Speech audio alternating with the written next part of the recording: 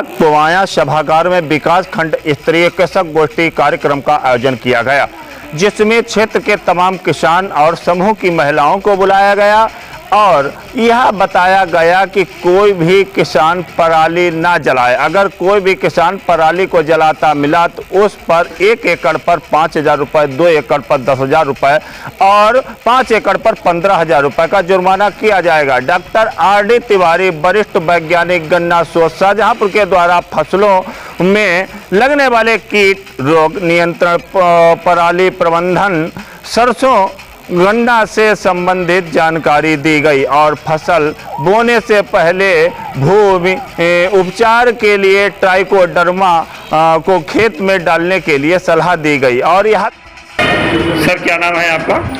Doctor RD Tiwari. किस तरह का प्रशिक्षण दिया जा रहा है? ये खरीफ में जो फसलें होती हैं, धान है, मक्का है, ज्वार है, बाजरा है, गन्ना भी इसमें आता है, उसके ऊपर कितनी मात्रा में हम वो सब तत्वों का प्रबंधन करें, खाद कब कैसे दें, उपज अधिक से अधिक कैसी होगी, इन लेन क्वालिटी के ऊपर हम ज़्यादातर प्रशिक्षण देते हैं, जिससे किसान को लाभ होता है। जैसे कि अभी हम ये ट्राइकोडर्मा जो रखा है, ये किस तरह से खेत में प्रयोग करना चाहिए जिससे कि किसानों को लाभ मिल सके? देखिए, ट्राइकोडर्मा विरिडी और ट्राइकोडर्मा हरजाना दो टाइप के आते हैं। ये सबसे ज़्यादा जो लाभदायक है वो ट्राइकोडर्मा हरजाना है। इसका अगर हम प्रयोग करते हैं तो पहला इसका काम होता है कि जो भूमि का शोधन है, भूमि के अंदर जो विषाणु पाए जाते हैं फफूंदीनाशक, उसका ये निस्तारण करता है।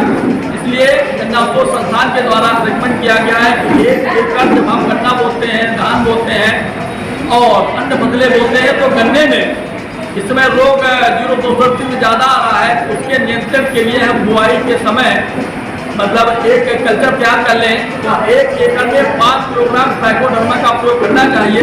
अन्य फसलों में 2 किलोग्राम ट्राइकोडर्मा का प्रयोग करना चाहिए, जब फफूंदीनाशक ये है और इससे काफ़ी हद तक नियंत्रित हो जाता है।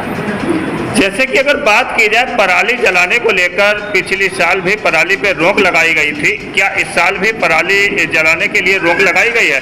क्या कुछ जुर्माना रखा गया है? देखिए, इसमें मुख्य बात है, सरकार ने बहुत अच्छा किया है। किसान भाइयों के खेत में ये देखा गया, संपदा परीक्षण जो हमारा किया जाता है गन्ना शोध संस्थान के द्वारा, तो ये देखा गया है कि इसमें जीवांश की मात्रा 0.3% न्यूनतम स्तर से भी नीचे पहुंच गया है। होना चाहिए 0.8%। ऐसी परिस्थिति में जो जीवांश जो है उसको बढ़ाने का एकमात्र अच्छा तरीका, सरल तरीका किसान भाइयों के खेत में धान की पराली है, क्योंकि वो हरी खाद का प्रयोग कर नहीं पा रहा है, गोबर की खाद का प्रयोग कर नहीं पा रहा है। गाय जो है सड़क पर घूम रही है, वो उसको पालता नहीं है तो गोबर कहाँ से लाएगा। चीनी मिल की पटमा डालनी है, उसका भी वो प्रयोग नहीं कर पा रहा है। एकमात्र सबसे सस्ता साधन है धान की पराली, पौधों का अवशेष, जैसे जो गन्ने का जो पकाई वो भी अवशेष में आता है, उसके बाद सरसों की जो सरसौड़ी वो भी अवशेष में आता है। तो ये समय धान की पराली का चल रहा है। अगर 1 एकड़ के किसान भाई धान पराली जला देते हैं तो कम से कम 2,500 रुपये का जुर्माना होता है। उसके परिप्रेक्ष्य में एक मैं जानकारी देना चाहता हूँ मुख्य रूप से कि 1 एकड़ की धान की जो पराली लगभग 14 कुंटल होती है। इसका जो बाजारू मूल्य है और उसका आकलन किया गया लगभग 14,000 रुपये होगा, मतलब 1,000 रुपये प्रति कुंटल है ये, और 14,000 रुपये का पोषक तत्व उसके अंदर लगभग मिलता है और जीवांश की मात्रा भी बढ़ती है। तो इसको अगर हम बायो कंपोजर का प्रयोग करके सलाह दें तो ये देखा गया कि 16.2 मिलीग्राम प्रति केजी इसमें कॉपर मिलता है, इसमें 20.57 मिलीग्राम प्रति केजी आयरन मिलता है, इसमें 25.57 मिलीग्राम प्रति केजी इसमें जिंक मिलता है, इसमें 0.5% नाइट्रोजन, 0.57% इसमें आपका पोटास, 0.15% इसमें फास्फोरस। इस प्रकार के अनेक तत्व इसमें पाए जाते हैं। सल्फर प्रचुर मात्रा में पाया जाता है, सिलिका प्रचुर मात्रा में पाया जाता है। अगर इसका किसान भाई खेत में संभाले तो वो जो है जीवांश का भी लाभ मिलेगा, पोषक तत्वों का भी लाभ मिलेगा और उपज 7 से 8% बढ़ जाएगी। ये ज़्यादा जो है हमारे किसान को करते हैं, कुछ किसान नहीं कर पाते, इसमें जानकारी देना आवश्यक है। खेत को उपजाऊ बनाने के लिए क्या कुछ करना चाहिए? खेत को उपजाऊ बनाने के लिए सबसे सस्ता साधन पहले है हरी खाद। इसके उपरांत दूसरा साधन है हमारे पास गोबर की खाद। तीसरा साधन वाले है चीनी मिल की प्रश्न।